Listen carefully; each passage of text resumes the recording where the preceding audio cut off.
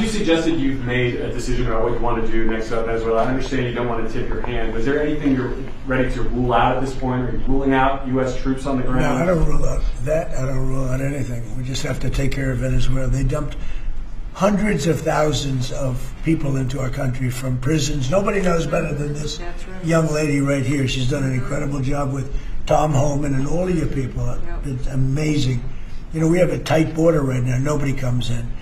But we had millions of people pouring through. A year ago, we had millions of people pouring through our border. And many of them came from Venezuela, including Tren de Aragua, the gang. And I guess what I'm hearing, Christy, is that's as bad a gang as there is anywhere in the world. It's the worst. Absolutely, sure. Absolutely, they are the worst. I mean, they're worse than MS-13. They're killers. They massacre people. They cut them up into pieces, and they bury them in their communities where they grew up. They're horrible people. And we had a lot of them, and many of them, most of them, pretty soon, most of them are going to be out. But they sent them in like we're a dumping ground. So I'm not in love with the people running Venezuela. I love Venezuela. I love the people of Venezuela. But what they've done to this country, and I really say this, what Biden and the Democrats have done to this country can never, ever be forgotten. I want to just follow up on Venezuela. In these talks with Maduro, is there anything that he could say or do that would allow you to feel like he could stay with your support? Is there anything that he could say that you would be, okay, you can stay with you? It's hard to say that. You know, the question's a little bit tricky.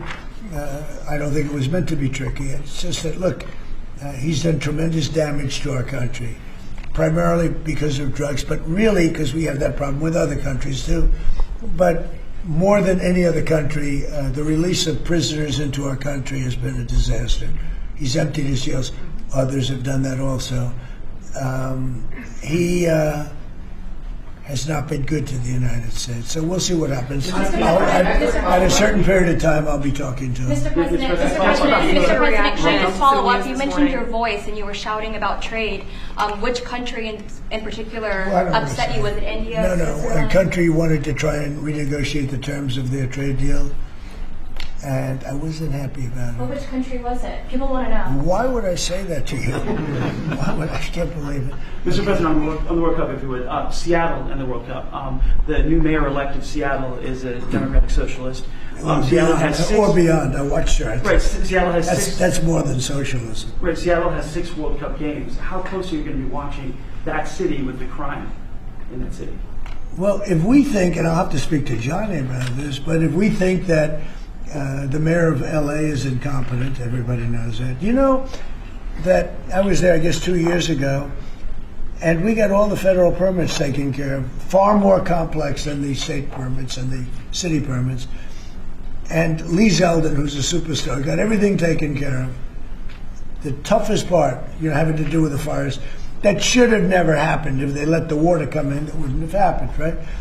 Do you know that people aren't building their houses yet? I mean, can you imagine that? And if we didn't go in early on, Christy, I think we can say it. Well, the head of their police department said it. They were unable to handle. You would have had, not only did you have the fires, but you would have had total insurrection in Los Angeles. And if we didn't go in, and the head of, the gentleman, he said it, and he said it strongly, he said we could not have done it without the federal government. We did a great job. If we think there's going to be a sign of any trouble, I would ask Johnny to move that to a different city. We have a lot of cities that would love to have it, number one, and we'll do it very safely. So if we think there's a problem in Seattle where you have a very, very liberal/communist mayor, I would say, it's certainly beyond just liberal. I watched her over the weekend. Wow, that's another beauty we got there. But if we think there's going to be a problem, Johnny, can I say we will move? I don't think you're going to have this problem, but we're going to move the event to someplace where it's going to be appreciated and safe.